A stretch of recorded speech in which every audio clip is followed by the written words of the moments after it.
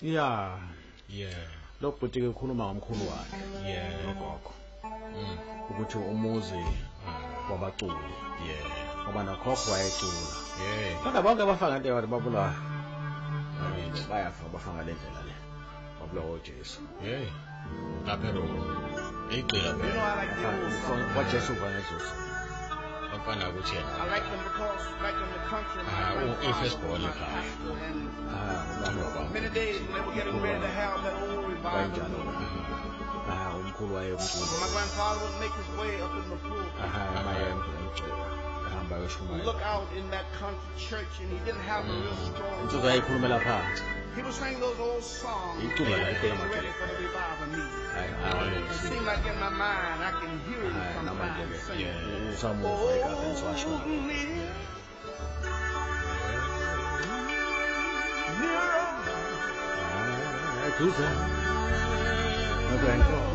What the fun of it? The food in my souls.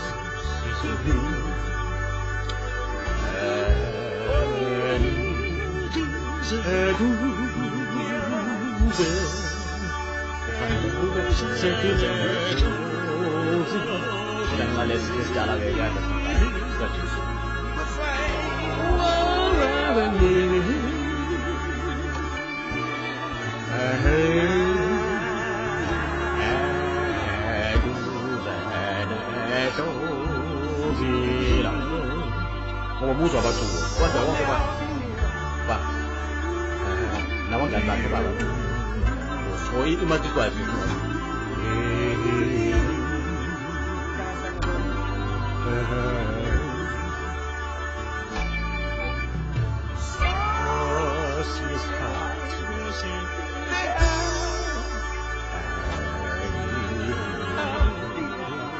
Konigaiva ngaphaka kuyinje izovela kunendaba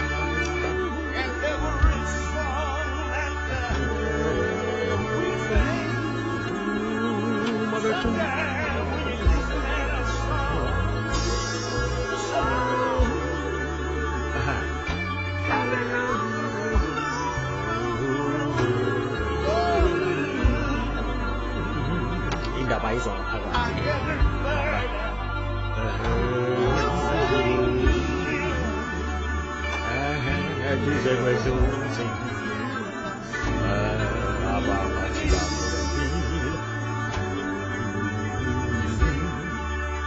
In those days, my grandmother. Yeah, ugogo yes. Why remember yes? Many days I would go by her home. Ube hamba kasha ugogo wazi baba. And some days when I would get to that old wooden house, we'd be running down Lincoln Street. Being the oldest boy, I always thought I could run. Oh, hamba ugogo. I used to ask her why. Hamba. She would look at me and say, son, you're too young now. Uyashikwenza ugogo ngikhale You're ekhaya. too young to understand. Ubemba ngendlela esini. Uthi mncane uthatha ulwazi. Hayi, ubone ugogo kanjani.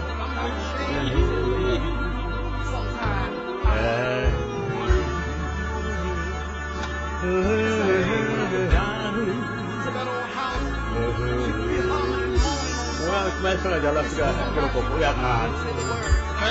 Uma sodani uyakhala uma ejabulile. Uyakhala futhi kade engasisi.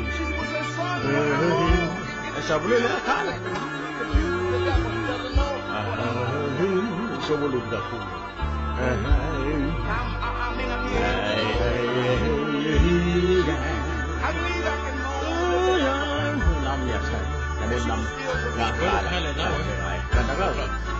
Kama doko kwa ikhala la.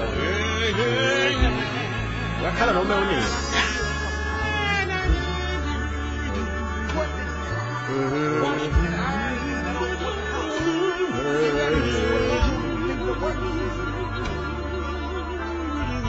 And in my mind,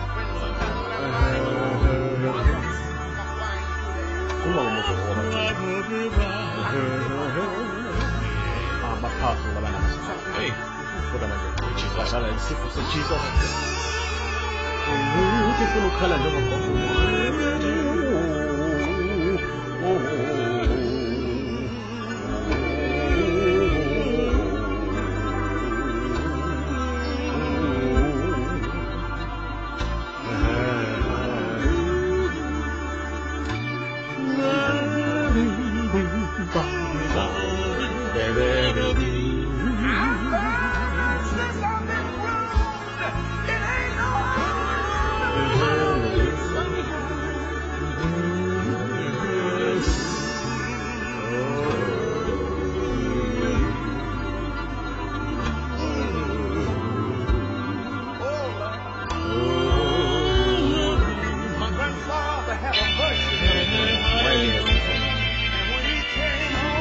njalo manje siyaqula ikwala konke ndala le njalo manje siyaqula ekhaya njalo nje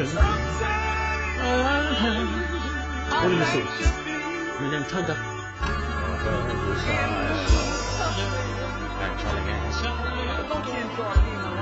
ngithanda ukubangela This is how I enjoy this njalo thanda uhlala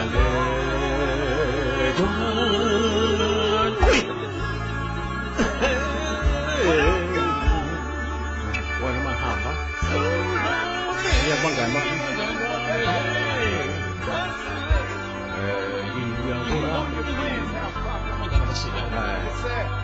angeke ubangani ufanda abangani bami abantu abathanda ukucula bathanda ukucula njengabo